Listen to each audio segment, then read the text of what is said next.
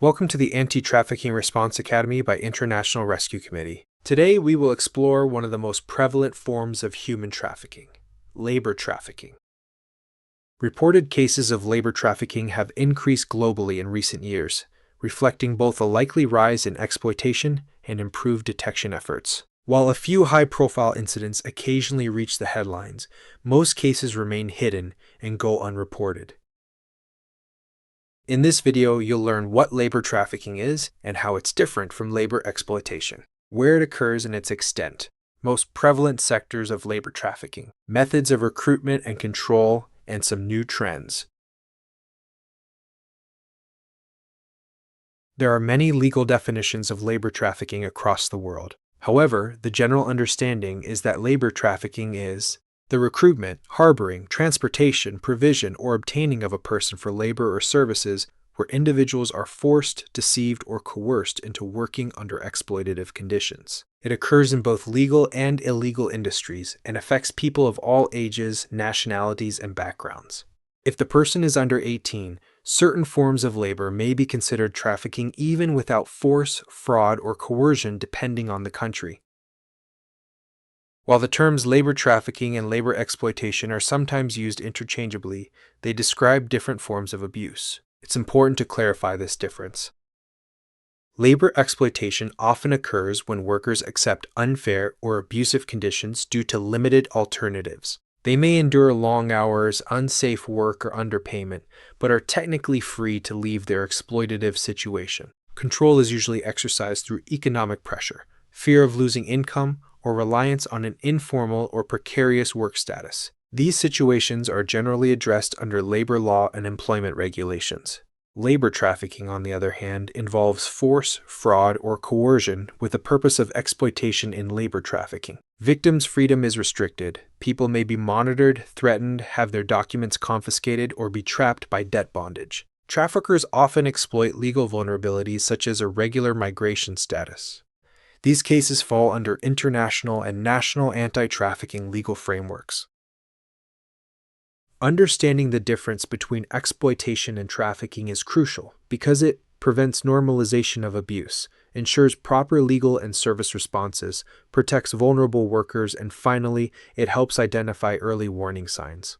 Exploitation and trafficking are closely linked and exist on a spectrum. The line between them is often blurry, and it's not always easy to know when exploitation crosses over into trafficking. This usually happens when force, pressure, or limits on someone's freedom are involved. Both require attention, advocacy, and protection responses.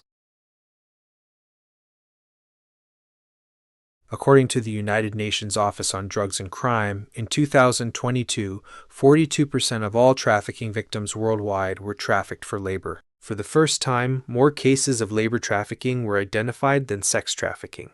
This can be due to a rise in labor trafficking cases worldwide, better detection and identification methods, or a mix of both. The detection of trafficking for labor trafficking increased by 47% globally when compared to the period prior to the onset of the COVID-19 pandemic. Yet, labor trafficking accounted for only 17% of trafficking convictions globally. This tells us that this form of human trafficking is widespread, but still underreported and underprosecuted. Between 2020 and 2023, men and boys made up 67% of all detected victims of labor trafficking, while women and girls accounted for 33%. Although men are still the majority, more and more women are now being identified as victims.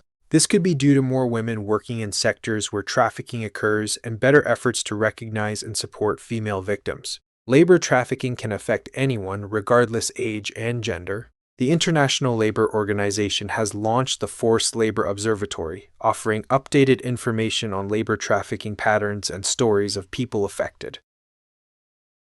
Just as men and LGBTQI+ people are less frequently identified in cases of sex trafficking, women and LGBTQI+ individuals are less often recognized as victims of labor trafficking. But lower identification rates don't necessarily mean there are fewer victims. Many cases remain hidden or go unreported because of bias, limited awareness, or barriers that prevent victims from seeking help. Some of the key reasons include exploitation often occurs in hidden or informal sectors, such as domestic work, care, and entertainment. Women's barriers to stable employment, including family and household responsibilities, increase their vulnerability. Policies and enforcement are often gender blind, focusing on male dominated industries. Labor and migration laws often lack a human rights and gender sensitive approach. Gender inequality, poverty, limited employment opportunities, and low access to education further increase the risk. Family and household duties are often not recognized as labor, which makes exploitation less visible. LGBTQI+ individuals face dual discrimination due to both gender and sexual orientation or identity, which limits access to support and hinders identification. It's crucial to understand why some people are more vulnerable to trafficking. Let's explore the key risk factors at the individual, community, and structural levels. At the individual level, vulnerability can be influenced by factors such as poverty, debt, financial strain, or lack of education. Missing documents, precarious legal status, health challenges, or disability can also increase trafficking risk. Other examples include difficult life circumstances, such as homelessness, a history of abuse or prior exploitation, as well as age or gender. These are just some of the ways individuals may be more at risk of trafficking. Communities also shape vulnerabilities. Social isolation, especially for migrants or people in remote work areas, cultural norms that devalue certain groups, and limited access to healthcare, education, or legal support all increase risk. Finally, broad structural issues create environments where trafficking can thrive. Discriminatory laws and restrictive immigration policies can push people into irregular migration, increasing dependence on traffickers. Global inequality drives migration from poorer to wealthier regions, with migrant workers facing a much higher risk of labor trafficking. The informal and gig economy, including sectors such as agriculture, domestic work, and informal construction or even food delivery, often lacks adequate protection for workers. Finally, conflicts, civil unrest, or climate-related disasters displace populations, leaving them extremely vulnerable to exploitation. Victims are identified across diverse sectors. Let's look at some of the hotspots where it is most common. First, agriculture and farm work. Victims are exploited in crop harvesting, livestock farming, forestry, fishing, and plantation work, often under extreme heat or hazardous conditions with little or no pay. Agricultural labor trafficking happens worldwide, from coffee and broccoli in Guatemala to acai in Brazil, onions in the US, fruits and vegetables in Europe, and even slaughterhouses in Poland.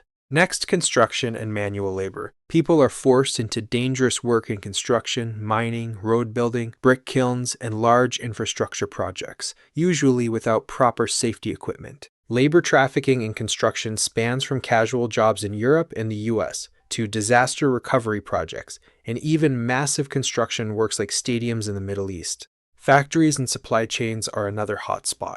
Workers are exploited in the production of textiles, electronics, footwear, toys, and more. Exploitation is hidden in complex subcontracting chains, making it nearly impossible to trace, and allowing traffickers to profit in the shadows. In the fishing industry, victims are trafficked onto vessels, cargo ships, or seafood processing sites. This exploitation feeds directly into global seafood supply chains. Other sectors where labor trafficking often occurs include the hospitality and service sector. Victims are found in hotels, restaurants, bars, and cleaning services. Women are particularly vulnerable, facing both labor trafficking and sexual harassment. Exploitation is often hidden in plain sight, disguised as normal customer service. Many migrant women and girls are also trafficked into nail salons, massage parlors, or beauty services where abuse remains difficult to detect. There is also state-imposed forced labor, where governments mandate or tolerate forced work in prisons, military service, or public projects, often under threat of punishment. State-imposed forced labor is part of global supply chains, from prison-made furniture to cotton picking. Exploitation is also found in illicit activities, where people are coerced into drug production, illegal mining, smuggling, or online scam farms. Labor trafficking cuts across all industries. It hides in plain sight, fuels global markets, and affects us all. How do traffickers recruit and control people for labor trafficking?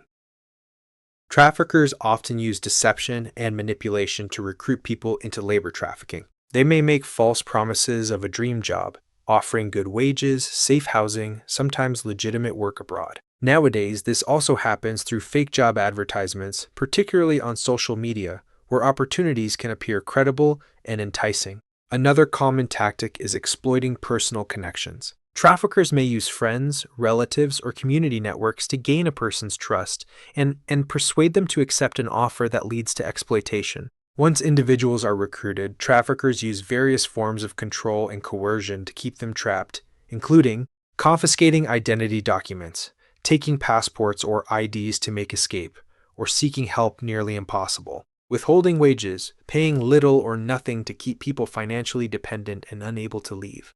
Debt bondage. Particularly targeting migrants, traffickers might promise that travel will cost only a few €100 but later demand repayment of tens of thousands. Threats and intimidation. Using threats of violence, harm to loved ones, or deportation to instill fear. Isolation, violence, and abuse. Restricting contact with the outside world, using physical violence, and sometimes sexual abuse to maintain control. Human trafficking is constantly evolving, and we are now observing new trends linked to technology. Traffickers now recruit through fake job advertisements and social media posts on social media platforms and instant messaging applications. With the rise of artificial intelligence and deepfakes, they can create fake profiles, documents, even videos to deceive and control. And exploitation is expanding into new areas, as victims are forced to carry out online scams and cyber fraud in something we call today scam farms. Detailed information on technology-facilitated trafficking can be found on the Anti-Trafficking Response website. Learn more about human trafficking and its complexity and anti-trafficking efforts through our other educational videos and resources available on our website. Thank you for joining us in this crucial mission.